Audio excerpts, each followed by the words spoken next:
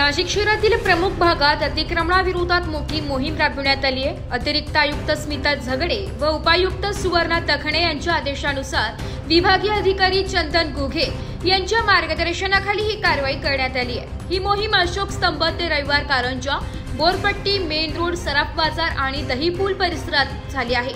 यामध्ये दुकानधारक, हातगाडीधारक व टपरीधारकांनी केलेले अतिक्रमण हटवण्यात आले। कारवाई दरम्यान अनेक टपऱ्या जप्त करण्यात आल्या असून एक ट्रक साहित्य आडगाव येथील गोडाऊन मध्ये जमा करण्यात आले। या कारवाईमुळे शहरातील रस्ते मोकळे होऊन नागरिकांना वाहतुकीस दिलासा मिळणार आहे। दरम्यान नाशिक महानगरपालिकेने व्यापारी व नागरिकांना अतिक्रमण न करण्याचे आवाहन केले आहे। मोहीम राबविताना पश्चिम विभाग प्रमुख PS बागुल, सुनील कदम, जावेद शेख, मोहन भांगरे, संजय सूर्यवंशी, जगन्नाथ हमारे, संतोष पवार तसेच पोलीस अधिकारी व कर्मचारी उपस्थित होते। ब्युरो रिपोर्ट, नाशिक लोकशाही न्यूज, नाशिक।